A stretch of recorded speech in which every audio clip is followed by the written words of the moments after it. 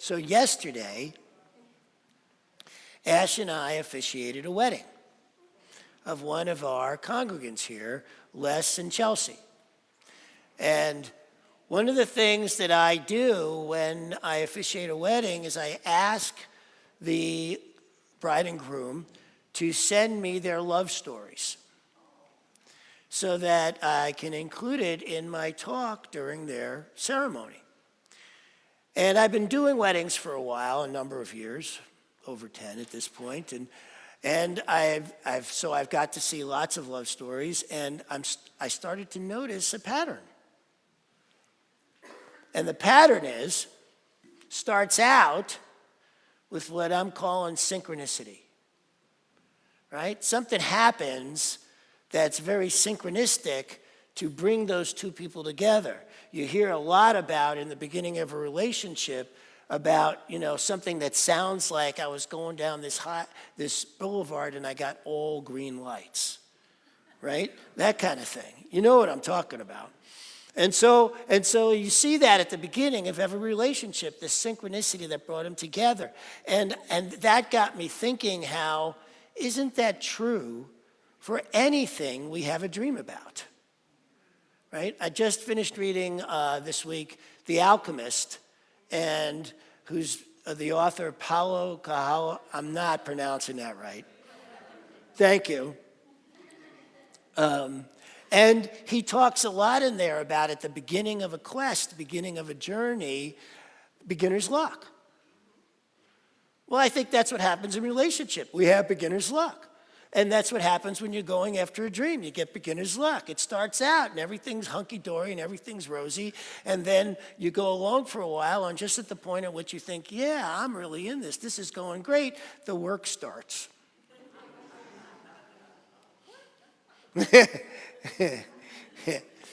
And then we're up to that part of the journey, right? The work starts. And how we do that in our lives that's where we really, diverge. I mean, everybody's got the same silly look on their face when they're in love and things are going great, right? You want to say how we all look like one? I've never seen a different look on somebody's face when they have that look of, oh my God, I'm so in love, I met the perfect person. We're exactly alike, yeah. We like all the same things. I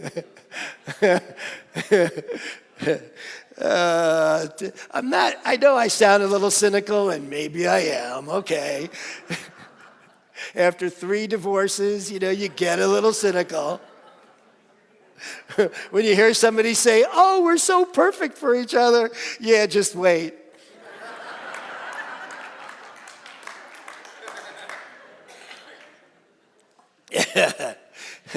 And so you reach that part where the work begins.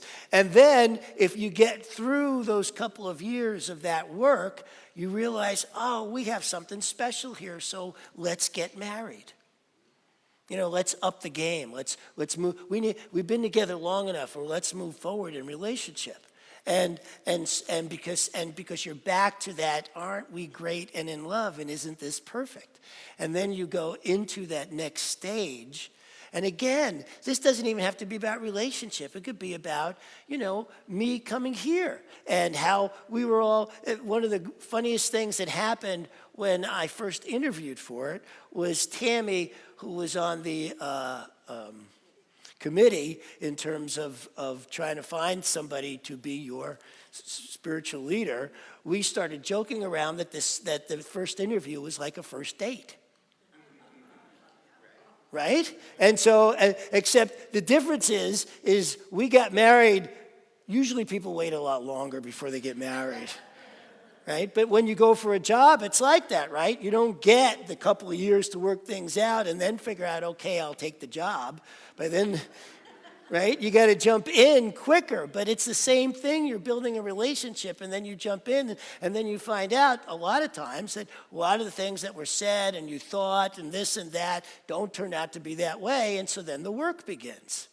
And you get through the work, and you get to the next part of the relationship, whatever it is.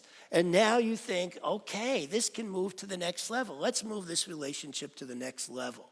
And so you do that if you've got the courage to do that, which sometimes some people do, and sometimes some people don't. And we've all been through both, many of us at least, have been through both sides of that coin, of like, I don't think I'm taking a next step in this one. Or, yes, I am. And so then you wind up at the altar. And a lot of times I think that people don't realize that all they went through was the first layer. You know, that our healing is so many layers that it's hard sometimes to imagine all the different ways in which we as people need to grow to be in relationship with other people that also need to grow, and that in that growing we come up, even in the growing, what happens is the next layer, and the next layer gets sensitive, and that's when we start saying, oh my God, what was I thinking? This is so the wrong person for me. We're not even close to being right for each other. What was I thinking? And you completely forget all those days you were going, oh, this person's so perfect. You know, because now it doesn't feel that way. And and we tend to, in those moments, and the other thing about it is, particularly in the early layers and even in some of the later ones that we're healing for ourselves, it's when things go badly, when things are starting to hurt, it starts to remind us of something else we've already been through. Oh, you're just like my last husband. Oh, you're just like my mother.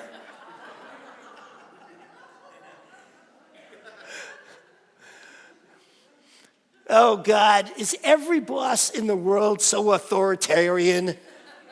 You seem so nice at first. You know? And so we start making those kinds of connections, which isn't a terrible thing unless we think the problem is the other person.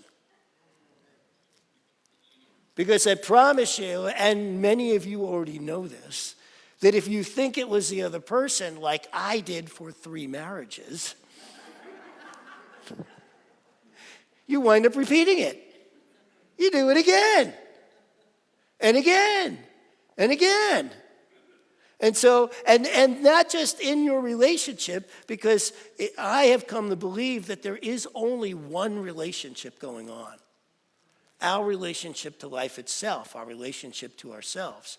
And then we just play that out in the world. And because our relationship, like my wife likes to say, can have 32 flavors to it. Right? Baskin and Robbins for the reference in case I don't even know if there is Baskin and Robbins up here. Good.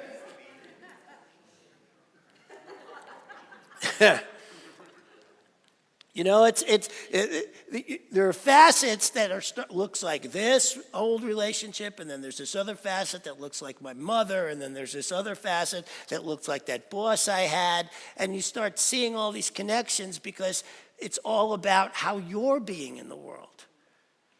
And it's so hard to see because we just think all these people are just so mean. It's them. If they weren't so mean, I wouldn't have been triggered. You know, if they didn't do what they did, well, I wouldn't be hurt right now. I wouldn't be so defensive. Oh, I'm being defensive? Well, that's because of what you said. Or am I the only one who's ever said that line? You know, so that's what I started noticing as I'm looking through their love stories, is that there's this part of us that to actually commit to the relationship in a marriage or at a job or within a group like this or whatever it is you are committing to, that what we really need to commit to, if it's not going to turn out like every other thing has turned out, is to our own personal growth and forging through what I'm now seeing as the fire. Right? that there is a fire in us, and that is also in every committed relationship we have. Whether it be with our children, our parents, our loved ones, our pets, or our work, our dreams.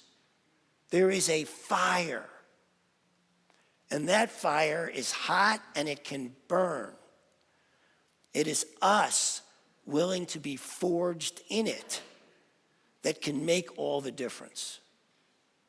And that's what got me thinking about, wow, that's actually what we teach here. You know, that is. We teach how to be resilient in the fire. We teach how to stand in it when things get crazy and go, wait a minute, maybe there's another way to be with this. Maybe it's not what this other person's doing or what this group is doing. Maybe I can shift me. And what I notice for myself is every single time I have a shift, something out here shifts anyway. But if I go to fix it out here, if I'm out here going, you need to change, don't talk to me like that, don't be like that, or any of those things, nothing transforms. In fact, then the other person gets their back up too, and all of a sudden you have two defensive, groups or beings who are going to war. And thus wars start. It builds. I was thinking how can we as people want to end war in the world when we have yet to end war with ourselves?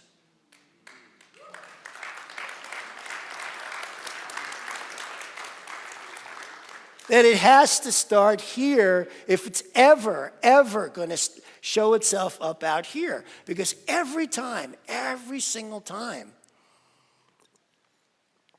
I get to that deeper place in me where I can stop warring with what I think is going on out there, right? Find the peace here. Settle down in here. Settle down. Got to tell it, settle down. Hey, I can get riled up. Have you noticed that I could get riled up? So a lot for me is like, okay, settle down. Settle down. Find the peace. Find the place in myself where somehow I'm hooked in. It's my trigger. It doesn't matter, there's a great saying, the people closest to you didn't put the buttons there. They're just the best ones that know where they are. Right? So they're the ones pushing them all the time because they're right there and they know where your buttons are. They know where your triggers are. And so they get pushed and you can go, stop pushing that button, but they're doing you this incredible favor, which is allowing you the opportunity to look at it, to heal it. But you don't want to because it hurts. I don't want to because it hurts. That's what we're with. We're with that sensitivity with ourselves of, hey, if I'm triggered, it doesn't feel good. But on the other hand, this is my opportunity. This is where I'm in the game. This is where I get to grow. This is where I get to transform my life. And the beauty of transforming your life is the second you shift here, something different shows up out here every time. But if you're fixated on out here, then you're not changing what's in here, and then what's happening out here will keep happening. I mean, it might keep happening for a while anyway, but in that moment, you shift, it shifts. If it's not shifting, I promise you haven't really shifted. You just think you have. I'm cool. I'm not upset. I'm not upset. Hey, if you're looking at me like I'm upset, I'm not upset. Or am I the only one who said that? Right? You try to play it cool when you're really not. And you can tell because the situation actually shifts when you get it. When you can look inside yourself, when I can look inside myself and go, okay, this thing's not shifting. I need to shift. And maybe I think I have, but if the situation hasn't shifted, I haven't yet. Let me keep looking. Let me keep being curious. Let me keep being soft here. Let me see how I can stop warring with myself because there's a war going on in here, even around whether I'm being peaceful or not. right? I have had arguments with myself around whether I was peaceful or not. I have had arguments with myself as to whether I'm really in this space of awakening where I'm feeling cool or whether I'm just kind of acting. And am I being clear? And here's the funny thing for myself about that is if I'm asking the question, I'm not. If I need to ask the question of how am I really feeling about this? Well, then I'm not. I need to look at the question. I love great questions. I love great questions because they always guide me to whatever it is I need to look at next. I don't even care about the answer most of the time. I just really like great questions because of where they lead me, where they guide me down the road. If you come up with a great question, don't be stuck on needing an answer. Let the question do the leading. If it's the right question, it will lead you to relaxing, to a place of peace in yourself, where maybe you don't have any answer to that thing out here, but then it'll shift anyway because you've reached that place. What we embody manifests isn't just some saying. It happens for me all the time. I can always tell when I've shifted because something changes out here. Something calms in my world. Every time. And if it's not, I got to keep going back to what in me yet has calmed. There's only one relationship, yours with life. Everything else comes out of that. Once you really get that there's not this isn't complex. The layers that you have built over the years. I was thinking how as babies come into this world, right? And they don't have any layers yet. They have personality. They have a way of being. But basically, if they're hungry, they feel their emotions, everything is around whatever it is they're feeling in the moment and what's going on, and they're right there. And they get very upset, and they get very happy, and they get giggly, and they get this and that. But at some point, somebody lets them know through some message that what they're doing is wrong. At some point, that happens. And the second that happens, the first layer has developed. Now, there's something between them and their intimacy in life. And then the second layer, something else happens that they're told is wrong. And this is because we need people to, this isn't a terrible thing I'm not saying let's try not to tell our kids they're doing something wrong. If they're picking up a knife and they're going after their brother, you really need to tell them they're doing something wrong. So it isn't about that, right? It's about just recognizing that as we grow up from kids to adults, we have layers. Layers upon layers upon layers. Because every time we have to stop ourselves from being what is authentically, what we're moved to do in the moment, we've lost that step of intimacy with life. It's not a terrible thing unless we don't notice it. And then what happens is as adults, we continue to build layers instead of realizing we're now adult enough to know don't grab a knife and go after your kid or the neighbor or whatever. Don't do it. And so now we're at a point where we can start working through those layers, start taking them off. But every time we do, it's sensitive. Every time we do, it's going to hurt. Just from the act of doing it, it's going to hurt. And so we begin that process when we commit to beginning that process. But then you got to know that if you are committed to your own growth, it's going to hurt. And if you think there's a way around that hurt, good luck. I wish you the best. But there is a way to approach it that can support you in being resilient through the hurt.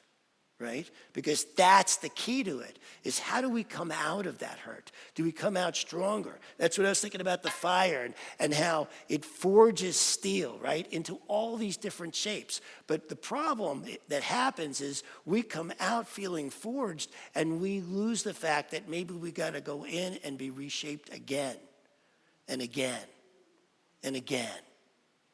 That you don't get to just come out being forged because you had this transformation and that's it. Unless, you're Gandhi or Buddha or something. And if you are, God bless you. And I want to meet you.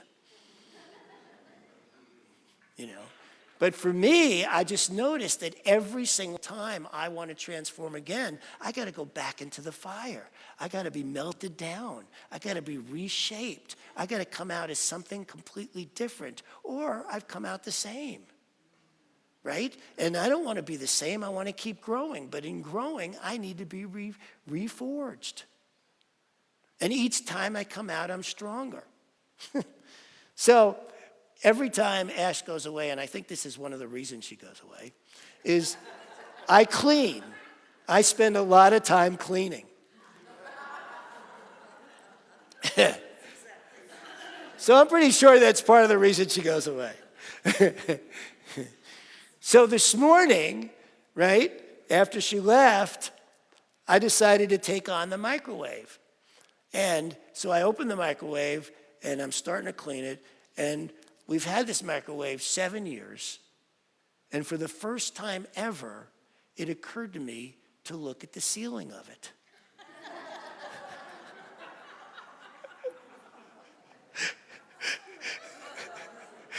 Oh, I'll be working on that for at least a day, the whole rest of today. Oh, and I thought, wow, what a great metaphor for our growth.